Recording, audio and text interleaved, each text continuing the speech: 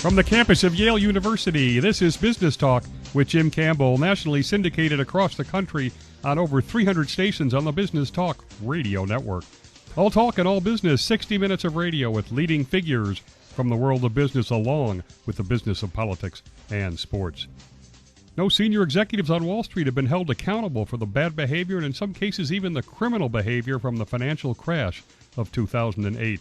We'll ask a leading Wall Street analyst, is there moral rot on Wall Street today on Business Talk with Jim Campbell. Bill Cohen is a contributing editor of Vanity Fair and Fortune magazine and the author of best-selling books on the fall of Bear Stearns and the aptly titled Money and Power at Goldman Sachs.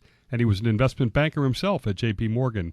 So, Bill, why is no one being held accountable? It's a travesty of justice. I think it's outrageous for these bankers who obviously were rewarded to take these risks with other people's money, got their bonuses, and then have no accountability whatsoever. And I'm not talking about the Fab Torres of the world, who is merely a foot soldier in the Wall Street army. I'm talking about the people at the top of these firms who designed these products, who marketed these products, who underwrote these products, who decide who gets paid, who gets promoted, decide how much they get paid. I mean, these are the people that need to be held accountable, and there just seems to be zero effort whatsoever.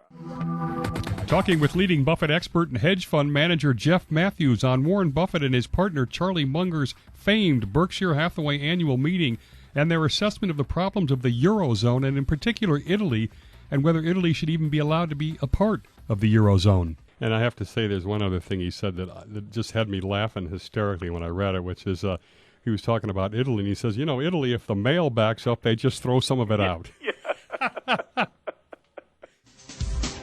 Is crony capitalism destroying America? We'll ask David Stockman, the architect of the Reagan Revolution, today on Business Talk with Jim Campbell.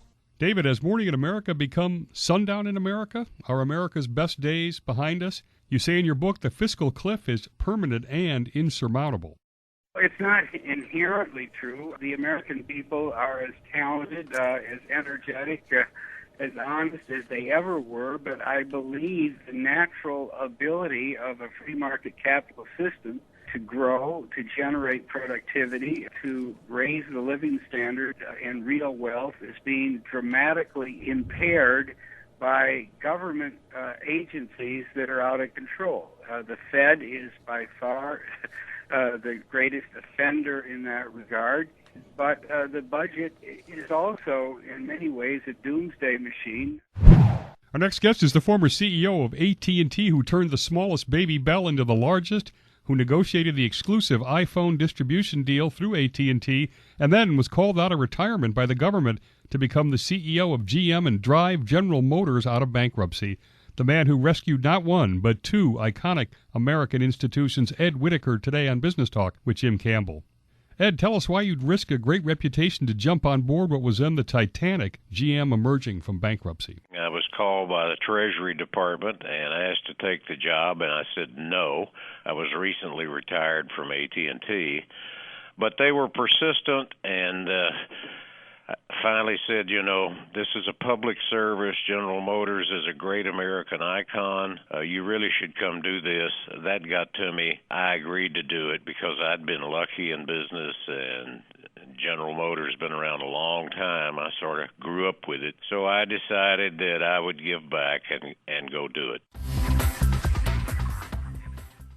All football today inside the front office of an NFL team with the former general manager of the New York Jets. Mike Tannenbaum served as the general manager of the New York Jets from 2006 to 2012. He was the youngest GM in the NFL at 36 years old and the winningest GM in Jets history. After signing a contract extension with the Jets through 2014 following the last game of the 2012 NFL season, Jets owner Woody Johnson announced Mike would not return for the 2013 season. In sports, you're hired to be fired. Mike, you said you were driven by the fear of never wanting to be that guy who someone points to in the supermarket and says he used to be the GM of the Jets.